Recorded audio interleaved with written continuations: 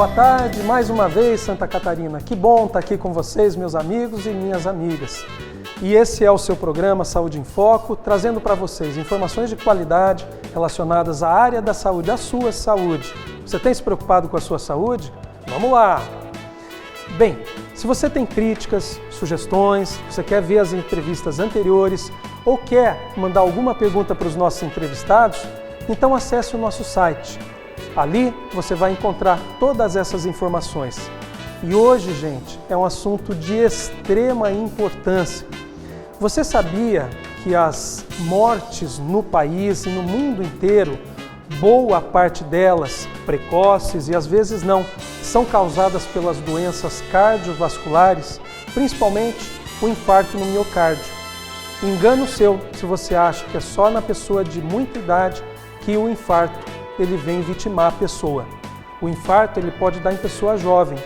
E para falar sobre o tema, esse tema muito interessante, nós trouxemos um grande especialista de Joinville, o Dr. Nelson Colares. Programa Saúde em Foco com Dr. Deviene. Oferecimento Card Clube. Card Clube, um clube de vantagens. Slaviero Benefits. Beneficiamos quem merece e precisa. Óticas Via Visão. Breve em Santa Catarina. Oftalmos. Clínica de Olhos. Olá! Você sabia que a catarata é a maior causa de cegueira reversível no mundo? A visão embaçada e a sensação de nuvem no campo de visão podem ser um sinal da doença. O tratamento é simples, feito com uma cirurgia rápida e segura, e a recuperação muito tranquila. Entre em contato, nossa equipe vai ter imenso prazer em atendê-lo. Até o próximo encontro. Oftalmos Clínica de Olhos, especializada no tratamento de doenças oculares.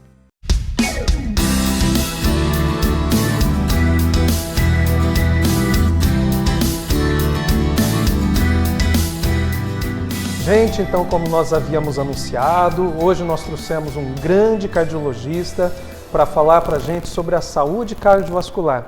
Eu te pergunto, você anda cuidando da sua saúde do coração? Seu coração anda bem? A que tantas está a sua saúde?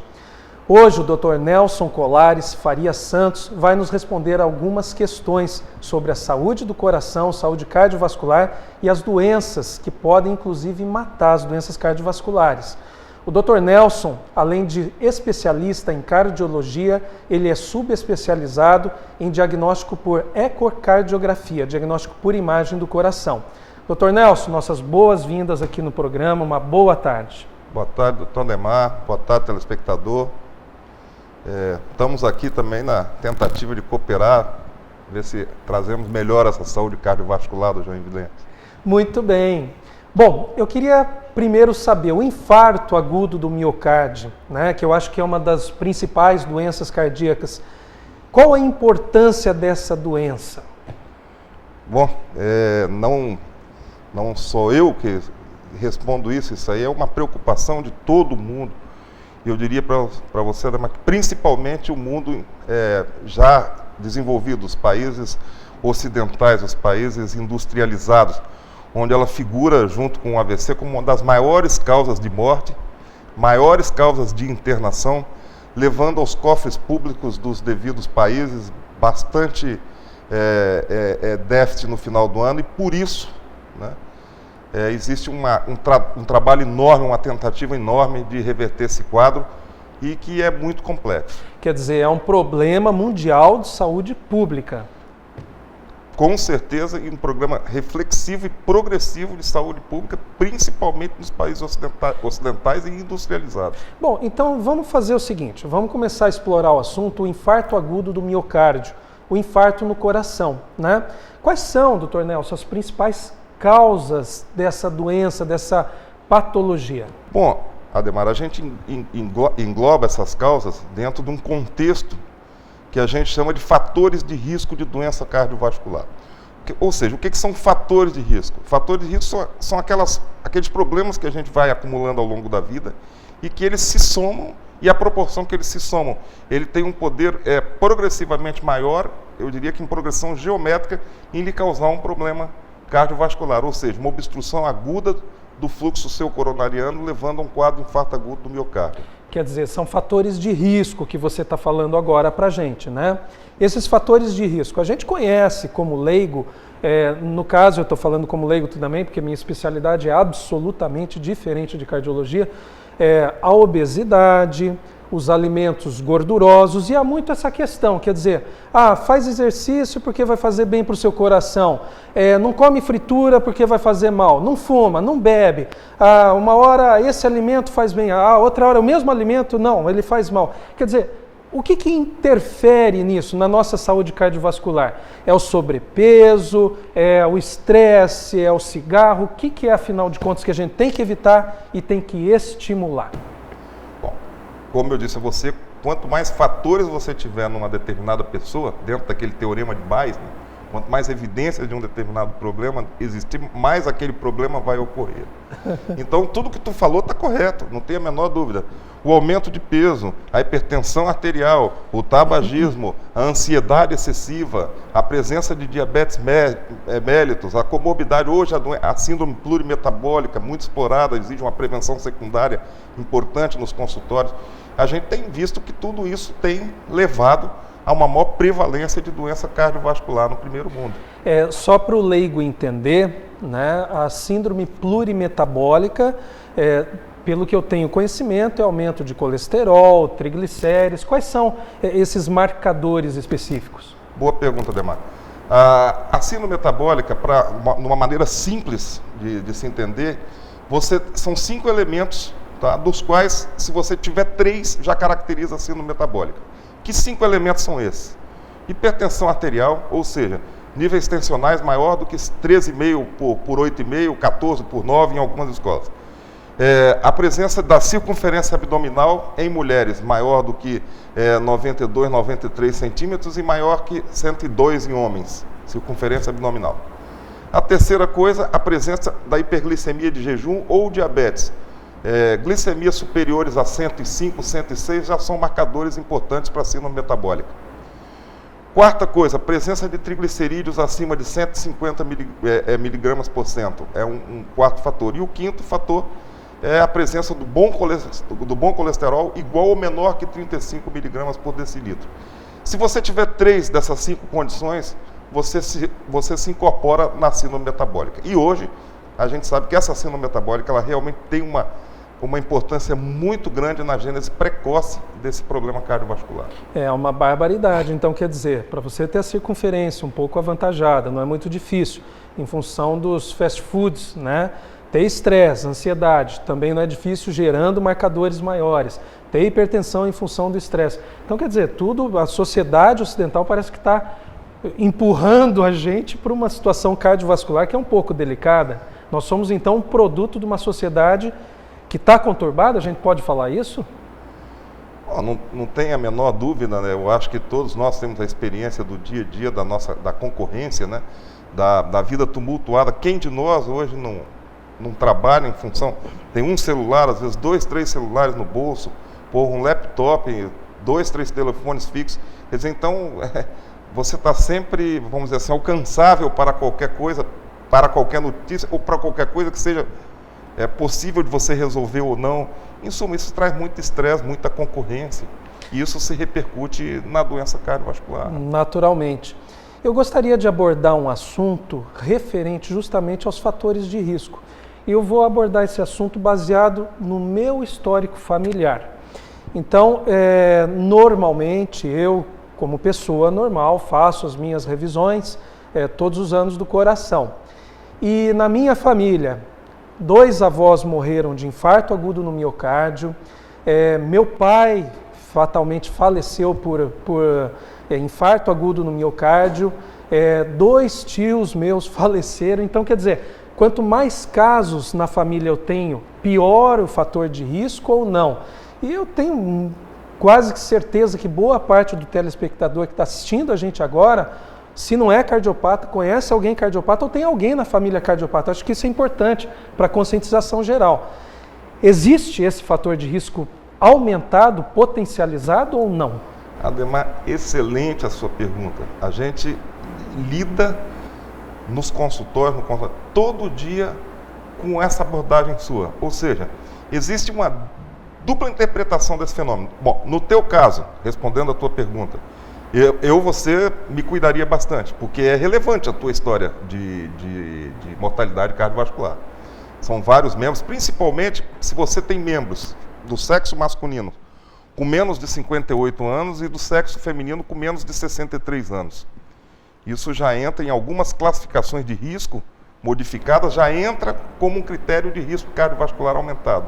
Só o fato de você ter perda de entes diretos, sendo mulheres com menos de 63 anos e homens com menos de 58. Mas também, Ademar, existe uma confusão muito grande com outras coisas. É aquele pessoal que diz, na minha família todo mundo morre de infarto, mas todo mundo bebe, todo mundo fuma, todo mundo tem um mau hábito alimentar danado, ninguém é estimulado à prática da atividade física, não cuida da sua pressão, não cuida do seu colesterol e tem uma morte cardiovascular precoce. Eu, pessoalmente, não sei até que ponto estaria a história familiar envolvida nisso, ou, falemos de outra maneira, a história cultural de uma família, que muitas vezes a gente até acaba casando com pessoas por essa afinidade que existe e vai, vamos dizer assim, perpetuando esses mal hábitos familiares que são confundidos com fator genético, com predisposição à doença cardiovascular. Existe um limite desse negócio. Uma coisa é a tendência familiar, é isso que você falou, pessoas jovens que têm infarto do miocárdio, várias pessoas na família que já colocaram stent, já fizeram cirurgia de revascularização do miocárdio, e várias pessoas que comem, bebem, como mesa de italiano, que eu brinco sempre, né, que a gente almoça e só sai 6 horas da tarde depois. Então, tem que ser ponderado essas duas situações. Legal. Bastante importante a informação, mas eu gostaria de saber uma coisa. Será que eu tenho como saber, eu me sinto bem, mas será que eu tenho como saber se meu coração está saudável, se não está? Eu gostaria que você respondesse essa pergunta, mas depois do nosso intervalo. Fique ligado na gente, não saia daí.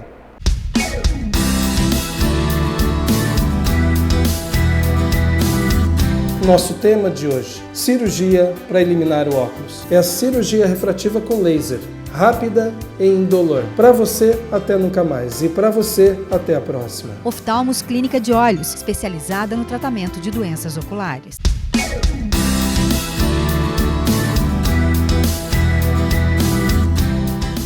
Gente, então estamos aqui de volta com o Saúde em Foco, Dr. Nelson Colares, cardiologista entrevistado. E a nossa pergunta era: eu, particularmente, não sinto nada. Você, telespectador, está sentindo alguma coisa? Seu tic-tac não está muito legal?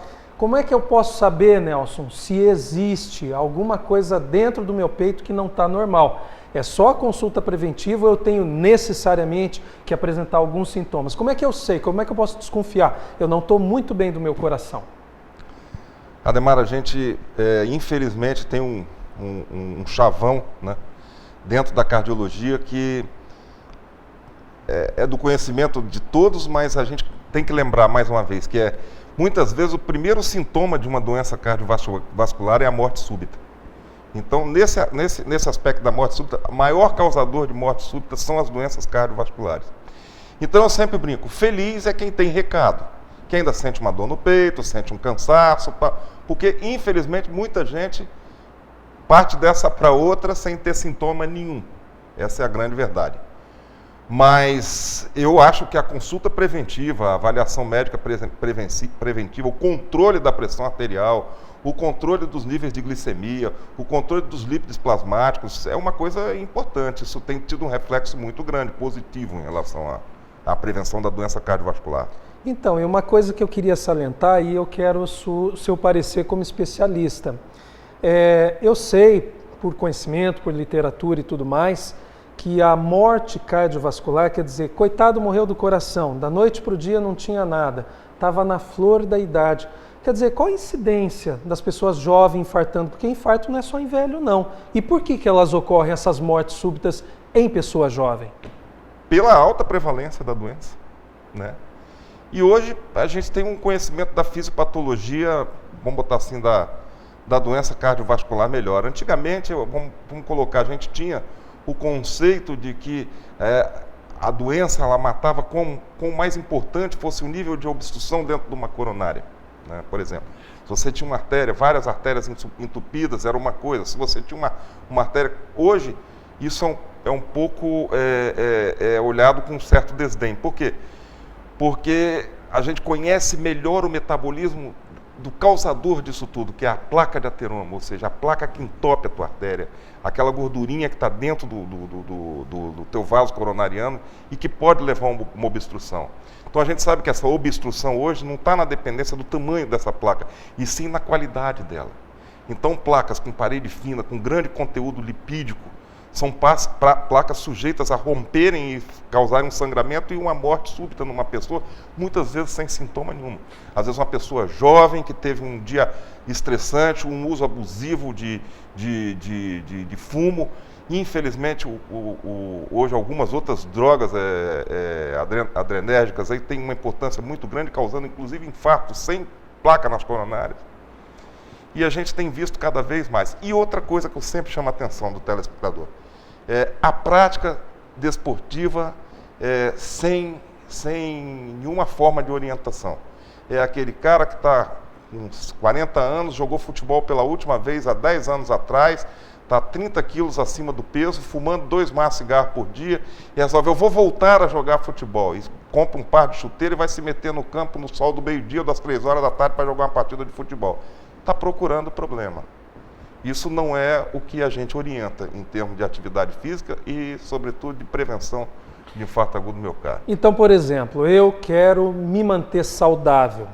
Em termos de atividade física, de alimentação, consultas preventivas, exames que eu devo fazer, exames em consultório, exames laboratoriais, de A a Z. O que é que eu vou ter que... Me passa para o telespectador uma receita de bolo. Você tem que fazer isso, isso, isso, para evitar a doença cardiovascular. Perfeito. Eu diria que a resposta disso é relativa, né? Vamos dizer assim, nós temos 2 tipos de clientela. Vamos colocar assim, aquele que já tem uma atividade física regular, já uma pessoa que tem hábitos alimentares mais saudáveis, não tem uma história familiar rica ou coisa desse gênero. E essa pessoa, como é que é conduzida? Também acho que essa pessoa mereça fazer avaliações periódicas, de acordo com o cardiologista ou o clínico da confiança dele. Mas com certeza é uma pessoa que a gente tem menos preocupação em relação a uma outra pessoa, vamos, por hipótese, como você colocou, que já seja um cara com mais de 40 anos, com sobrepeso, com história familiar, que já tenha apresentado hipertensão arterial ou que já tenha apresentado lípides elevados. Essa pessoa precisa de ser vista com muito mais carinho e orientada de uma maneira, eu diria hoje, de uma maneira interdisciplinar. Perfeito. Uma coisa que me aguçou a curiosidade, por fazer parte de uma família de cardiopatas, eu sempre ouvia, me recordo meu pai em vida, né, preocupado com os alimentos depois que infartou pela primeira vez. Aí ele falava, eu vou comer bastante alho porque eu vi que faz bem, eu vou comer bastante berinjela porque eu vi que faz bem, e o limão faz bem, o tomate faz bem, isso faz mal, aquilo faz mal. Quer dizer, o que eu posso, minha alimentação, eu posso modificar o meu estilo de vida alimentar e ter uma vida mais saudável, ou isso não é real, isso é mitologia? Mas, depois do comercial, e não saia daí.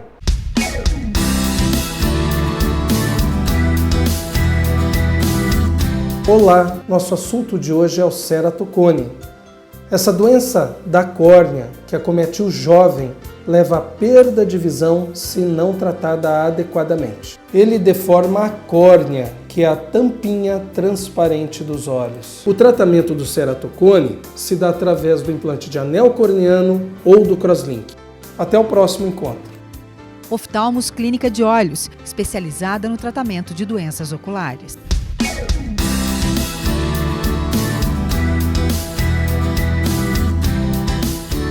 Olá, então nós vamos retornar com o nosso programa Saúde em Foco, entrevistando o Dr. Nelson Colares. E a pergunta que eu deixei no ar, você bem lembra, quer dizer, será que esse negócio de que eu comer um alimento determinado é melhor, o outro alimento é prejudicial à saúde? Se eu comer hambúrguer todos os dias, comer fast food, batata frita todos os dias, será que isso realmente faz mal ou é mitologia? E o Nelson Colares vai nos responder essa questão. Qual a importância dos alimentos para a prevenção das doenças cardiovasculares? Olha, Neymar, quem dera que não fosse verdade, que fosse mitologia. Infelizmente é a pura verdade, né? Como diz aquela música, né? Tudo que é bom, é ilegal, é imoral, engorda, né? Então, infelizmente, as comidas ricas em gordura, gorduras saturadas, poliinsaturadas, as comidas ricas em colesterol, principalmente o colesterol esterificado. É aqui que a gente faz uma alusão, por exemplo, todo mundo fala, o ovo é rico em colesterol. Depende, o ovo puro é uma coisa, porque colesterol é um radical alcoólico, né? Agora, o ovo frito junto com uma linguiça frita, ele é esterificado, se torna uma coisa extremamente agressiva para o organismo, extremamente aterogênico, né? Mas, para encurtar essa conversa, só para vocês terem uma ideia, isso é uma realidade tão grande epidemiológica, que os países, por exemplo, onde se tem o hábito de comer mais raízes e que tem um hábito menor de comer a carne, ou que se come mais peixe, como, por exemplo, os países ocidentais, a taxa de...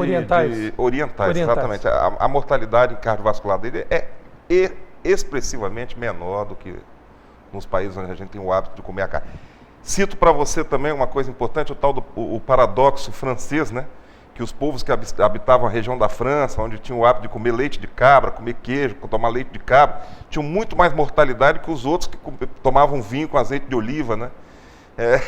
Tem algumas coisas assim. Então, os estudos epidemiológicos, todos eles apontam realmente para uma importância muito grande em relação ao que a gente ingere no dia a dia da gente. Quer dizer, então, além do exercício físico que eu devo fazer diariamente, moderado, com orientação de um educador físico, né? E do cardiologista, evidentemente. Além da prevenção, as consultas preventivas, além de cuidar do meu histórico familiar. Então, quer dizer, a alimentação saudável, eu ter alimentos ricos em substâncias não esterificadas, que são gorduras, não é isso? Na verdade, são as gorduras. Mais azeite de oliva, o vinho em doses moderadas, alimentos verdes, alimentos não fritos. Peixes, mas não frutos do mar. Do mar. Interessante isso. O peixe é um alimento extremamente saudável, né? Mas a ostra, o marisco, a ova são extremamente ricos em colesterol, triglicerídeo e ácido úrico. Então peraí, aí tem uma diferença. O peixe do rio é diferente do peixe... Não. O peixe, só o peixe, a carne de peixe. A carne de peixe. Então quer dizer, o restante altamente talvez não seja tão saudável para a saúde cardiovascular. O maravilhoso camarãozinho é terrível. É verdade? Olha só, você que é apreciador de coração... É uma gotinha de colesterol, camarãozinho. Poxa vida, nada mal, hein? Então, quer dizer, é uma novidade para a gente aí. E também, quer dizer, mas isso vai me privar. Aí eu te peço a orientação. Eu não posso mais comer o churrasco, eu não posso mais comer o camarão, eu não posso mais comer o hambúrguer no fim de semana, eu não posso mais tomar minha cerveja, eu não posso mais... Enfim, fazer alguns hábitos um pouco mais... esdrúxulos, mais extravagantes, que saiam da normalidade, ou não, eu posso me dar esse luxo quando for uma coisa eventual? Não, lógico, pelo amor de Deus. A gente faz uma referência dessa para o dia a dia das pessoas, né? Eu acho que tem aquela hora que a gente também... Eu acho que justamente isso, a gente se cuida, a gente faz atividade física, a gente procura levar uma vida no dia a dia, na rotina da gente, um pouco mais disciplinada, justamente para nos permitir essas pequenas coisas, né? Isso aí eu não vejo razão nenhuma, a não ser que você seja um atleta de elite, tenha uma série de referências, mas as pessoas normais, inclusive, eu acho que faz muito bem a cabeça, né? A convivência coletiva em relação a isso. Eu, pelo menos, dentro do meu dia a dia de trabalho, salvo aquelas pessoas que já têm, eventualmente, uma doença muito grave, né? Uma pessoa que já botou 2, 3 pontes de safena, que com toda a medicação ainda tem um colesterol, tem uma diabetes extremamente difícil de controlar, a gente é obrigado a ser um pouco rigoroso. Mas, habitualmente, na prevenção primária, na prevenção secundária do paciente que não apresentou doença, tem que haver uma licença poética, né? Então, quer dizer, um churrasco no fim de semana não mata ninguém, faz bem, né? Desestressa com os amigos. Uma última questão que eu gostaria de levantar, também baseado na minha experiência familiar, eu gostaria de perguntar o seguinte: eu me recordo também, e talvez os telespectadores que já consultaram cardiologistas, já fizeram sua prevenção, tenham ouvido a mesma coisa, que que existe um ranking, eu não sei se isso é verdadeiro, aquilo é o pior de tudo. O pior de tudo é o estresse, segundo é o cigarro, terceiro a obesidade, quarto lugar a alimentação. Isso é verdadeiro? Qual que você considera o pior dos vilões e assim aquele que até é tolerável dentro dos causadores de doença cardiovascular e de infarto agudo no miocárdio? Neymar, primeiro eu quero dizer assim uma coisa relativa, né? O cigarro é pior ou é melhor do que a obesidade? Então, compara um sujeito com sobrepeso, com um índice de massa de 30, por exemplo, que leva uma vida regular, faz atividade física e etc, etc, etc, e contra um outro que não faz nada disso, tem um índice de massa de 25, 26 e fuma 3, 4 maços de cigarro por dia. Então não tem a menor dúvida que, no caso em particular, o cigarro vai levar essa pessoa a um problema sério muito cedo, né? Porque é um uso abusivo. Situação inversa, fuma moderadamente e em comparação com outro que está com um índice de massa de 45, com obesidade mórbida. É óbvio que o cigarro vai ter menos repercussão na gênese de um eventual problema dessa pessoa do que a obesidade para aquele outro.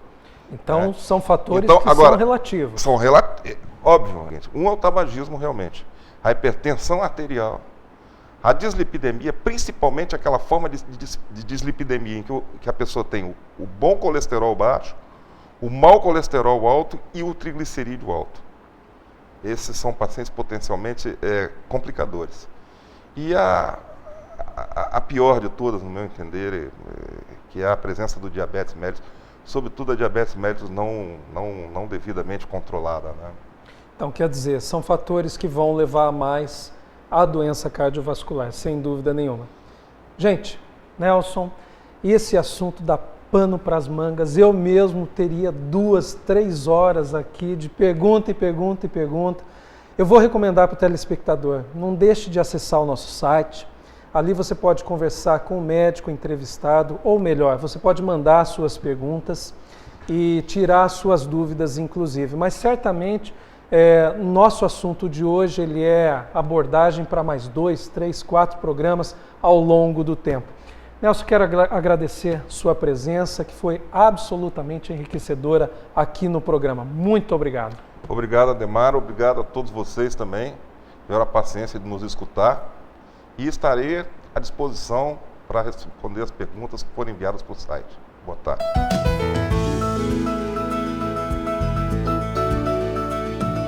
E chegamos ao nosso Visão em Foco. Hoje eu vou abordar para vocês o glaucoma. O que é o glaucoma? Glaucoma é uma doença silenciosa, quer dizer, aquela que não apresenta sintomas aparentes. A pessoa vive sua vida normal sem sequer sentir que tem um problema. Ela é uma doença silenciosa, de evolução lenta e que não dá sintomas. E é esse o perigo do glaucoma, porque o glaucoma faz com que a pessoa tenha uma perda de visão da periferia para o centro. E essa perda periférica é quase que imperceptível no começo. A pessoa às vezes começa a esbarrar nas outras pessoas, nos objetos, mas não percebe muito nada além disso. E quando vai perceber, essa perda de abertura do campo visual já está centralizado. Nós chamamos isso de visão tubular. Nessa fase é muito difícil a reversão ou ganho de visão. É impossível. Aliás, o glaucoma é a maior causa de cegueira mundial irreversível do mundo.